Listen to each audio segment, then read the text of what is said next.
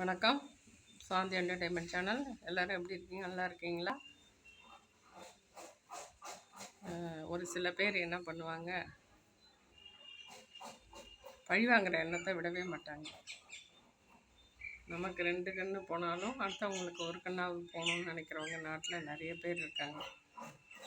பேசும்போது பார்த்திங்கன்னா நல்லா தான் பேசுவாங்க, ஆனால் உள்ளுக்குள்ளே அந்த எண்ணங்கள் இருந்துக்கிட்டே இருக்கும். நம்மக்கிட்ட பழகிக்கிட்டே நமக்கே குழி பறிப்பாங்க. அதுவே நமக்கு பழி வாங்கின அப்புறம் தான் புரியும். என்னன்னு கேட்டிங்கன்னா, வருத்தப்படுற மாதிரி ஒரு செயல் நடந்ததுன்னா அப்படியே நம்மள்ட்ட அனுதாபமாக பேசிட்டு விஷயத்தை வாங்கிக்கிட்டு போயிடுவாங்க. போயிட்டு அவங்களுக்கு தெரிஞ்சவங்க பக்கத்தில் ரிலேஷன் வீட்டில் எல்லாருக்கிட்டையும் உட்காந்து அந்த நிகழ்வை பரிமாறிக்கிட்டு, வேணும் அந்த பொம்பளைக்கு வேணும், எவ்வளோ ஆணவமாக எவ்வளோ திமிரா எப்படி தர்மா இருக்கும் அது.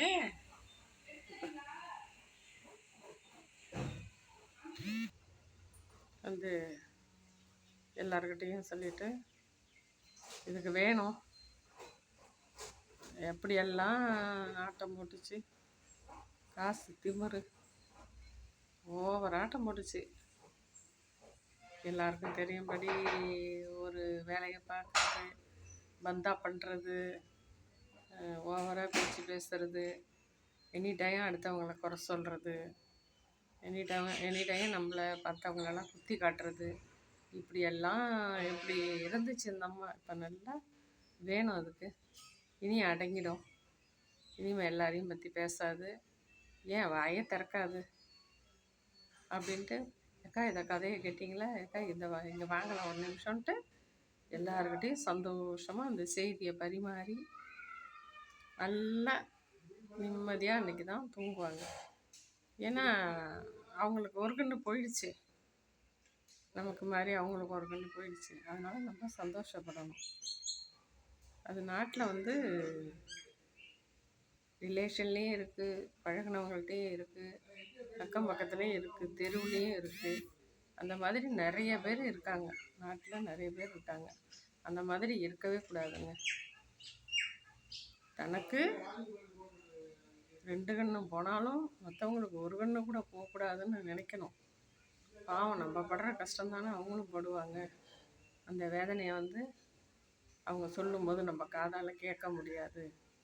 பாவம், நம்ம பட்ட கஷ்டம் அவங்க படக்கூடாது, நமக்கு வந்தது மாதிரி அவங்களுக்கு வரக்கூடாது. இப்படி தான் நாம் வந்து சாமிக்கிட்ட மற்றவங்களுக்கு இந்த மாதிரிலாம் நடக்கக்கூடாது, என்னோட போகக்கூடாது, எந்த கஷ்டமாக இருந்தாலும் யாருக்கும் வரக்கூடாது. அதை காதால் நாம் கேட்கவும் கூடாது, கண்ணாலையும் நம்ம பார்க்கக்கூடாது, இது நடக்கவும் கூடாது, நடந்துடவும் கூடாது கடவுளேன்னு நம்ம கடவுள்கிட்ட அப்படி தான் வேண்டிக்கணுமே தவிர, கடவுளே அந்த அம்மா அன்றைக்கி என்னை ரொம்ப ஏளனமாக பேசிடுச்சு, அதுக்கு வந்து ஒரு கெடுதலை செஞ்சு அதுக்கு உணர வை, புரிய வை, நீ தான் அதுக்கு உறுதுணை செய்யணும், பெருமாளே, மகமாயியே, முருகனே அப்படின்னு சொல்லி ஒவ்வொரு கோயிலையும் வேண்டிக்கிட்டு கூட சில பேர் வருவாங்க. நம்ம வேண்டுறதாலலாம் ஒன்றுமே நடக்காதுங்க. அவங்க செஞ்ச பாவ புண்ணியம், இவங்க செஞ்ச பாவ புண்ணியம், இவங்க செஞ்ச நன்மைகள், அவங்க செஞ்ச தீமைகள், இதெல்லாம் அவங்கவுங்களுக்கு ரிப்பீட்டு கடவுள் தான் கொடுப்பாரு தவிர, பக்கத்து வீட்டுக்காரங்க தோட்டுக்காரங்க சூனியம் வைக்கிறது, இந்த செய்வனை செய்கிறது, இதெல்லாம் சொல்கிறாங்க பார்த்தீங்களா, அதெல்லாம் சும்மா அவங்களே திருப்பிட்டுன்னு அவங்க உயிருக்கே ஆபத்தாக போயிடுங்க.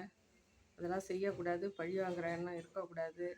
அடுத்தவங்கள பார்த்து ஏளனமாக பேசக்கூடாது, அடுத்தவங்கள உதாசீனப்படுத்தக்கூடாது. அவங்க ஒரு துன்பத்தில் இருக்கும்போது அவங்களுக்கு பக்கபலமாக இருந்து உறுதுணையாக இருந்து நம்ம பேச்சு கொடுத்து ஆறுதல் சொல்லி வரணுமே தவிர, ஏளனம், நக்கல், நையாண்டி இதெல்லாம் இருக்கவே கூடாதுங்க. யார் ஒருத்தர் கஷ்டத்தில் இருக்காங்களோ அந்த கஷ்டத்தில் நாம் பங்கெடுத்துக்கணும்.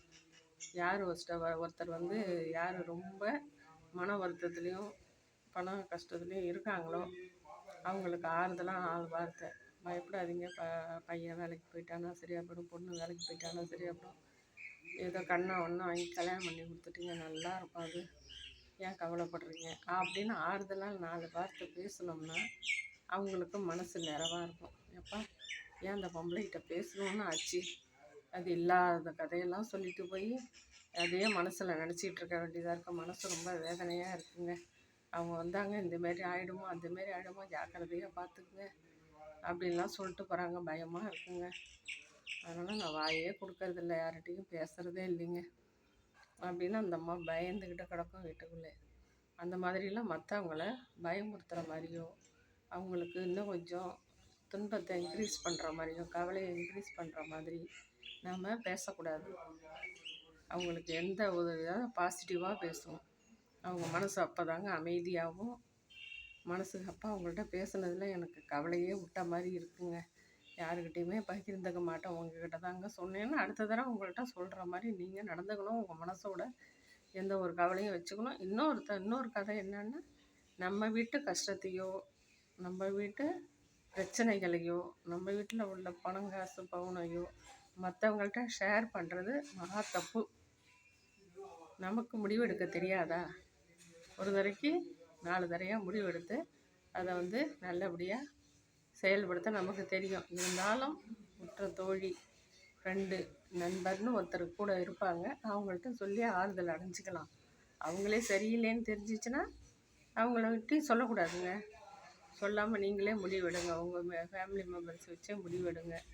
ஆளாளுக்கு ஒரு கருத்து தான் சொல்லுவாங்க. அந்த கருத்தில் எந்த கருத்து நல்ல கருத்துன்னு தேர்ந்தெடுத்து நீங்கள் முடிவு பண்ணணுமே தவிர மற்றவங்கள்ட்ட ஷேர் பண்ணி இன்னும் கொஞ்சம் கவலைகளை உருவாக்கிக்கிறது மகா தப்பு.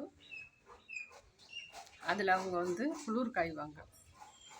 அதான் எதுக்க நடிப்பாங்க, நல்லவங்க மாதிரி நடிப்பாங்க. பின்னாடி போய் நம்மளை நக்கல் நையாண்டி பேசுவாங்க. அதுக்கு நம்ம இடம் கொடுக்கக்கூடாது. எந்த ஒரு விஷயத்துக்கும் அவங்க பேசுகிறவங்களுக்கு நம்ம இடம் கொடுக்கக்கூடாதுங்க. அந்தமாரி உள்ள ஃப்ரெண்ட்ஷிப்பை கட் பண்ணிடணும்.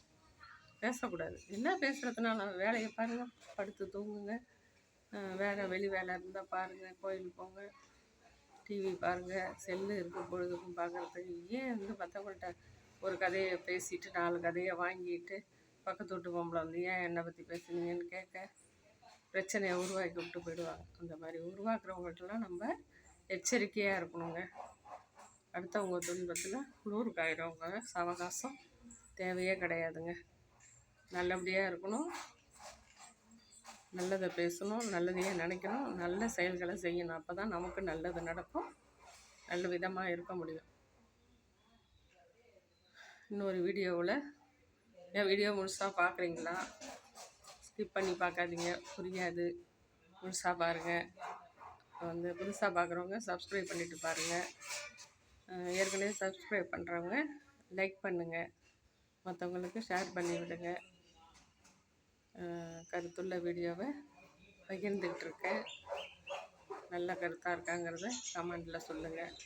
இன்னொரு வீடியோவில் சந்திப்போம். பாய்.